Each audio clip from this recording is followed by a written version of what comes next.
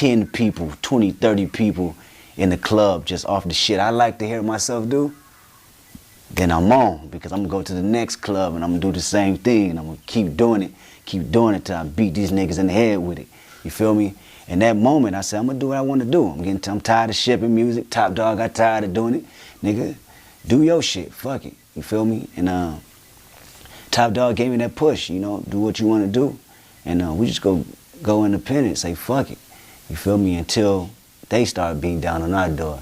Then, you know, the situation reversed. I'm a motherfucking dog.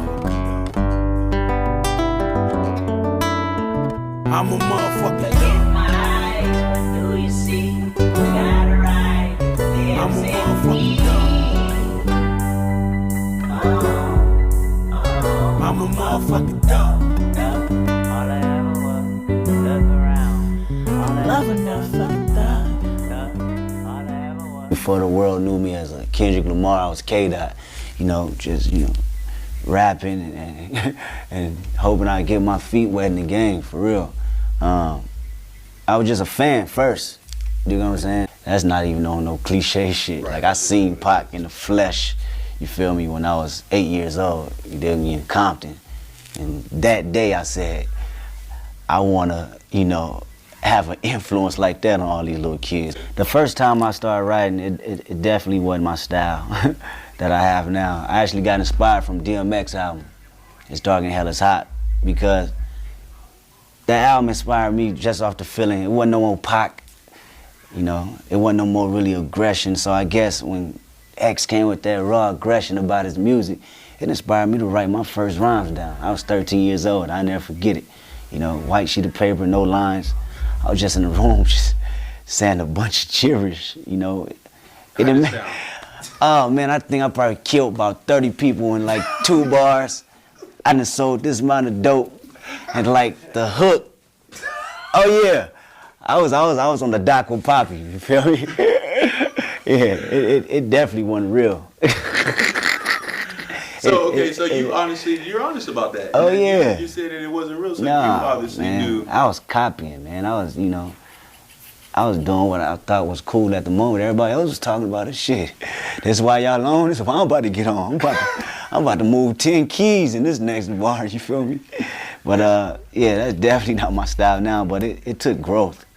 I went through so many levels until I said, fuck it, I'm just about to do, you know, what I want to do. But that didn't come until I actually, you know, grown as a person and really looked in the mirror and knew who I was, you feel me? Sometimes I look in the mirror and ask myself what I'm scared of. How dare the media portray me this way? I can hear the crowd screaming the weirdest a chance. They all in my era, all that's an error. Role model I can't, it's like I'm a parrot. Apparently I'm marking the dance. I seen Done with the Devil, such a ghetto romance. How many niggas fall victim looking at you trapped in the system? Mentally they tapped you in prison and you won't get out, no one visit. Open up your mouth, no one listen, you in denial, nigga.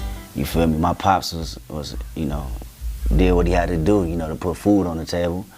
You know, sometimes it wasn't always, you know, the super legit way.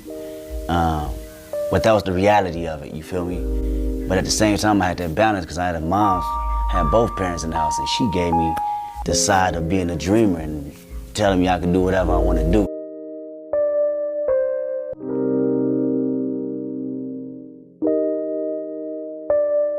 And, you know, just, I was getting a point of view that my homeboys wasn't getting. All they seen was my pop's point of view, you know, and their uncle's point of view and the big homie point of view. They didn't have that mama.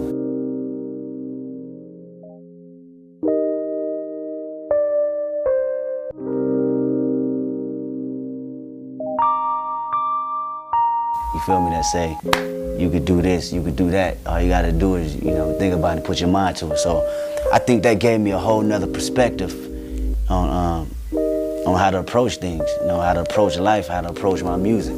See, I like his music, but I don't know him personally. You know what I'm saying? So his music is good. I don't give a damn what nobody say. And that's for any rapper down south, Midwest, you know what I'm saying, up north, it don't matter. It's Kendrick. Believe that. Nobody. My uncle, Lil Man, he was impressive just off the simple fact, everybody in the city, you know, you idolize the people that's, you know, got the money.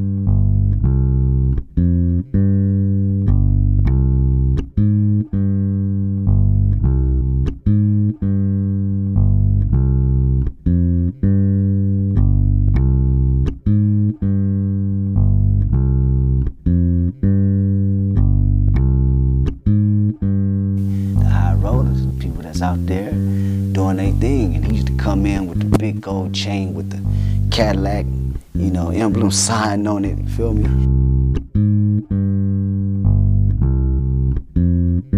Had the fresh fade, you know, had the Nikes, take me to the barber shop, and, you know, everybody just respected him, you feel me? And me being young, I was a pretty wise kid. I knew what he was doing, you feel me? This is 7 years old, 6 years old, I already know what's going on.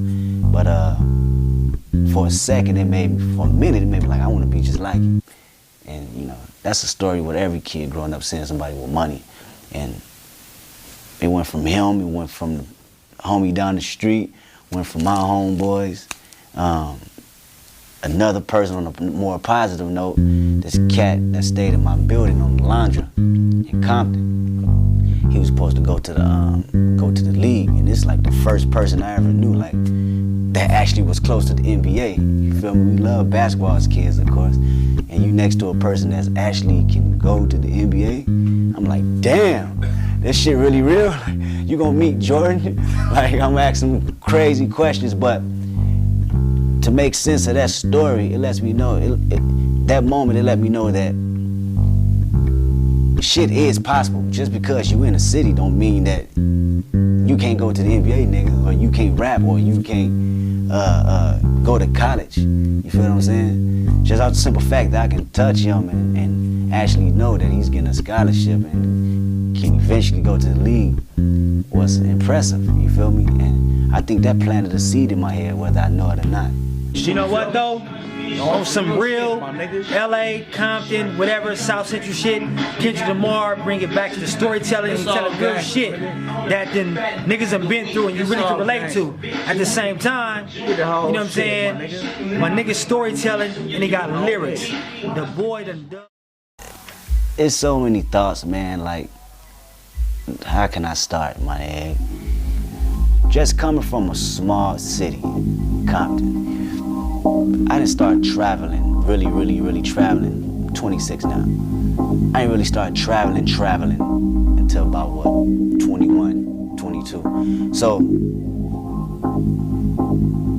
this whole time, my whole youth, until my teenage years, to my early adulthood, I felt like this four corners, these 4 blocks of Compton, that's it.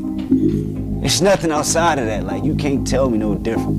You know, when I talk to other artists and you know, from the East Coast or from Philly, from New York, and then, you know, they made their situation the best, they felt the same way. It's only your block, and that's your mentality that you have forever until you go out and see the motherfucking world. And that's something that, you know, everybody won't be able to do. And it's hard for me to explain to them, like, it's so much other shit out there. Like, I go back, holler at my homeboys, you know, just back in the city, and I be telling them about little shit. They don't give a fuck about that shit, cause all they see is that block. No matter how much I try to break it down to them, I literally had to bring them on the plane and take them to London, take them to Berlin, Germany, Sweden, and see these places, you feel me? Because what happens is, it puts you in a space of knowing that cliche shit they used to tell you as a kid, anything is possible. Nigga, anything is possible, you put your mind to it, bro. And that's how I look at it. Who's the hottest rapper on the West right now? To me, on the West, that's really putting it down. Right about now, to be honest, the boy from Compton, Kendrick Lamar, he's smashing. You know, he's doing his thizzle. I got to give it to him though, he is doing his thizzle. Yeah. You know, so basically, you know, shit, yeah, he's hot. The things I talk about is validation. When I say good kid in the Mad City, it's really validation from my community, where I'm from, and how I talk about it, what I'm talking about, and the ways I flip it, and the ways I'm not actually glorifying it, but, you know, it's a type of intensity and hunger in my voice and pain in my voice, and you can't fake that. That's something you can't fake in this business. You could talk about it, you could say how many cars you got, you could say how many people you killed, feel me, but if it's unbelievable, it's just unbelievable, period, you know, and the things I talk about and I say, you know, I go out here and I see these artists and I can look them dead in their eye and they be like, that's you. The same way they can do it with G Malone, that's you. Same way they can do it with J-Rock, that's you. Nipsey, that's you. You feel me? Because it's really just a product of where we come from. I dial your dead homies' numbers off this liquor. Time and time again, I find myself inside the cerebellum of several felons. Orion's belt couldn't live in my world. I see tigers, lions let loose. I'm spooked, I'm next door to Earl. I guess I rely on Jesus to save us before I refer to madness. My neighbors witness ski masses, the masses don't know. I'm packing this vote and harassing your hoe. Antagonizing the business you love the most. See the difference to my approach is a 40 ounce at the stove. If there's 40 bounce, then you know I never learned. I'm hard-headed. The corporate world don't like it, but I said it. I'm a motherfucking In dog. my eyes, what do you see? Gotta ride. I'm a motherfucking dog. I'm a motherfucking dog.